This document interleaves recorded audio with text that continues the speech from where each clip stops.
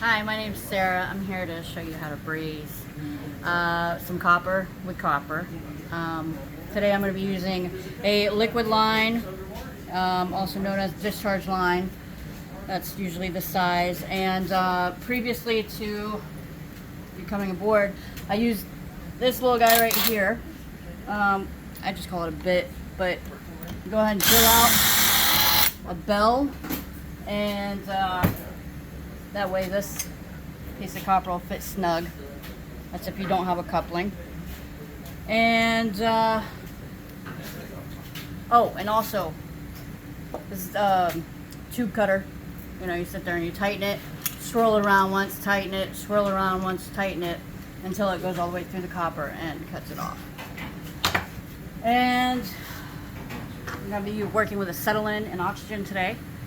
And usually, luckily this one's already set up, but when you turn on your oxygen and acetylene, you turn it on, and then you can adjust the pressure here.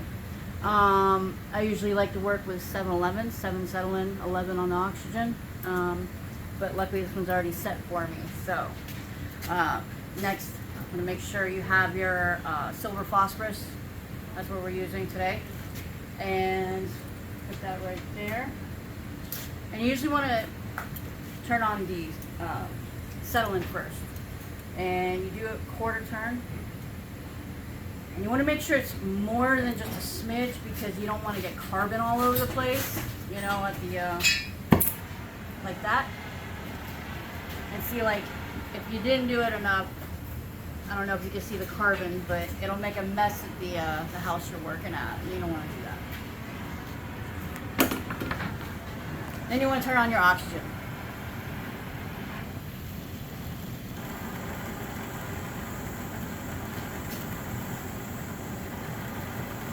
I usually want, like, I don't know if you can see the coloration, but it's like a 3-stage color, and it's like a, I don't know, like a little feather coming out. And you want to see like two stages of that, and that's about where I like to work right there. Alright, so when you're braising, you want to heat the bell and pretty much heat the bell where it starts changing colors. You don't want to move it around a lot, because then it'll take longer. Then once you see that cherry red, that's when you're ready to start braising.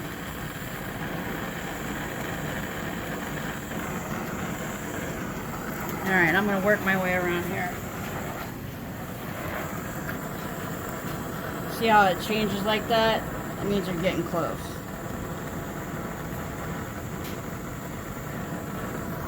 Alright.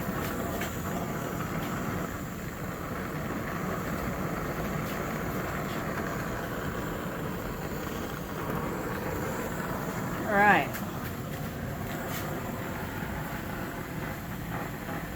You can move this around, but you don't want to put heat on it too long, because it'll keep sucking the silver down into it. So if you keep putting the heat on there, it's going to suck all of it into there, and then you're going to have another hole to deal with. Alright, so that's looking pretty good to me. And then after you're done, you always want to turn your acetylene off first, and then turn off your oxygen.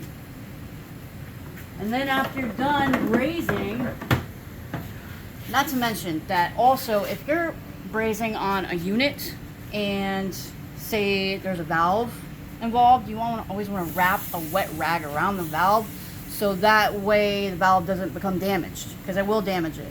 And also a filter dryer. If you're doing it around a filter dryer, you also want to wrap it with a wet rag, that way it doesn't mess it up. Alright, and then after you're done, you want to cool this off.